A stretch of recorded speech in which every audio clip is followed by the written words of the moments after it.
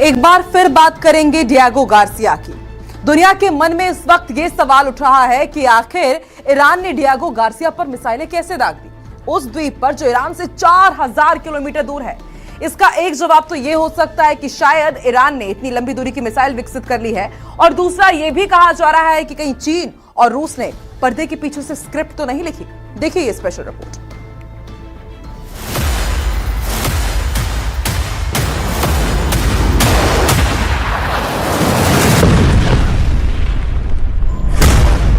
आखिर कैसे Diego Garcia तक पहुंची ईरान की मिसाइल?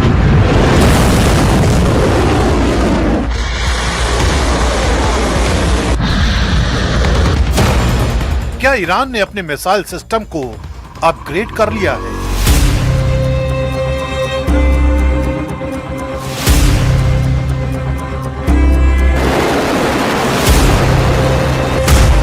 क्या है ईरान की सीक्रेट पावर की पूरी क्रोनोलॉजी?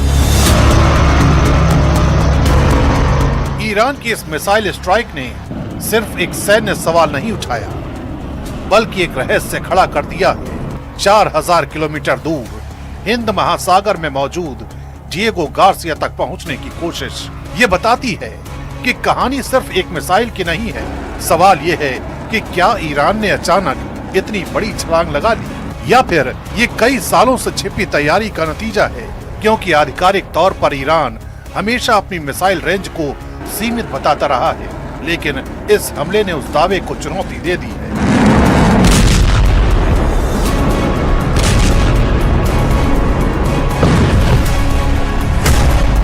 माना जा रहा है कि ये सिर्फ ईरान की घरेलू तकनीक का खेल नहीं हो सकता, क्योंकि 4000 किलोमीटर की दूरी को कवर करने के लिए advance propulsion, multi stage system और सटीक गाइडेंस की जरूरत होती है।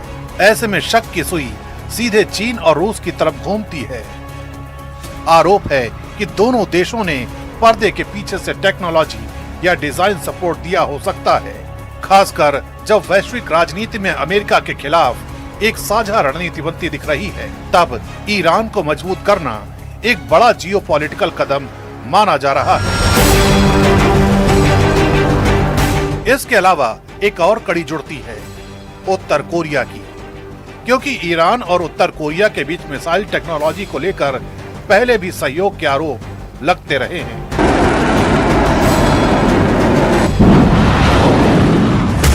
उत्तर कोरिया की हवासंग सीरीज की मिसाइलें पहले ही 4000 किलोमीटर से ज्यादा रेंज साबित कर चुकी हैं। ऐसे में यह सवाल उठता है, क्या उसी टेक्नोलॉजी का कोई वर्जन ईरान तक तो नहीं पहुंचा, या फिर दोनों ने मिलकर इसे अपग्रेड किया?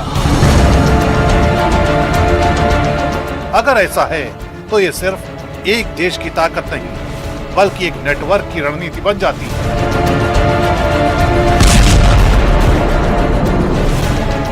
हालांकि इसका एक दूसरा पहलू भी है कि ईरान ने खुद अपनी मिसाइल क्षमता को चुपचाप अपग्रेड किया हो। सॉलिड फ्यूल टेक्नोलॉजी, हल्के वॉरहेड और बेहतर ट्रेजेक्टरी डिजाइन के जरिए रेंज बढ़ाना संभव है।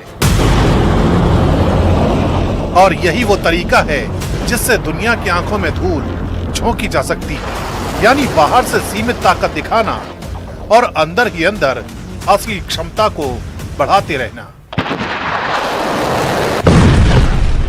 इस हमले ने यही संकेत दिया है कि ईरान सिर्फ रिएक्ट नहीं कर रहा, बल्कि प्लानिंग के साथ अपनी पहुंच को बढ़ा रहा है। लेकिन सबसे बड़ा सवाल अभी भी कायम है, क्या ये ताकत वास्तविक है या सिर्फ एक सिग्नल? क्योंकि दोनों मिसाइलें अपने लक्ष्य तक पहुंच नहीं पाई।